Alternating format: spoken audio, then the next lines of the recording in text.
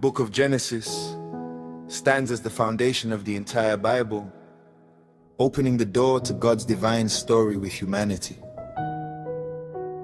It is the first book of the Bible written by Moses through God's divine inspiration, establishing the beginning of all things, creation, man, sin, and God's redemptive plan. As declared in Genesis 1 verse 1, in the beginning God created the heaven and the earth. This powerful statement introduces God as the eternal creator, the source of all life and existence.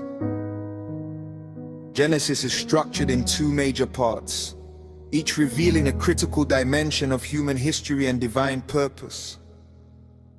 The first part focuses on the beginning and the spread of sin.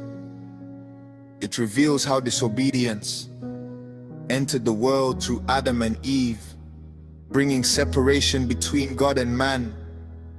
Genesis 3 verse 6 shows the fall of man, while Genesis 6 verse 5 reveals how sin multiplied across the earth, leading to corruption and violence. In response, God judged the world through the flood, preserving righteousness through Noah, a man who found grace in the eyes of God. The second part of Genesis shifts focus to God's covenant relationship with a chosen lineage. It begins with Abraham, a man called out by God to become the father of nations. Through Abraham, Isaac, Jacob, and Joseph, God's promise unfolds across generations. Genesis 12 verse 2 records God's covenant with Abraham. And I will make of thee a great nation, and I will bless thee and make thy name great. This covenant established the foundation for God's people and his redemptive plan through the lineage. The name Genesis comes from the Greek word meaning origin or beginning. In the original Hebrew, the book is called Bereshith, which also means in the beginning. This title reflects the book's focus on beginnings, the beginning of creation, humanity, sin, nations, and God's covenant dealings with man.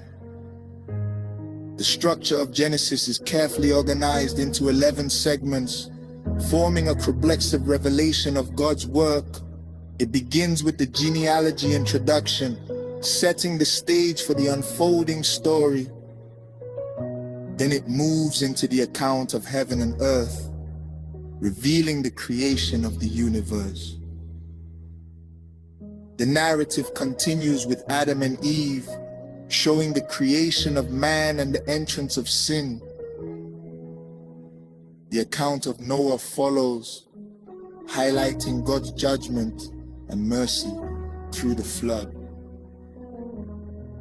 The story expands to the sons of Noah, showing the spread of nations across the earth. The lineage of Shem is then traced, leading to Terah, the father of Abraham.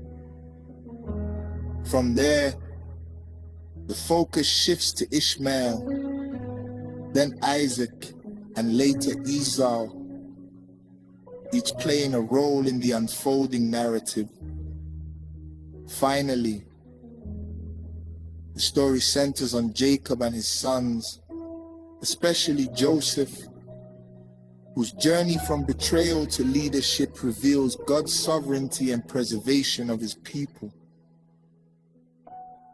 Throughout Genesis, God's intention is clear: to reveal his power, his justice, and his faithfulness.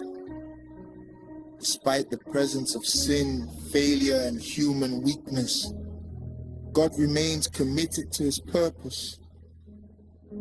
Genesis 50 verse 20 captures this truth through Joseph's words. But as for you, ye thought evil against me, but God meant it unto good, This shows that God is always working behind the scenes, turning situations for his divine purpose. Genesis is not just a book of beginnings, it is a revelation of God's character and his plan to restore humanity. It sets the stage for everything that follows in Scripture, pointing toward redemption and the fulfillment of God's promises. This teaching is from Kingdom Champions, Christian Ministry. Comment Exodus, like and share to continue this journey.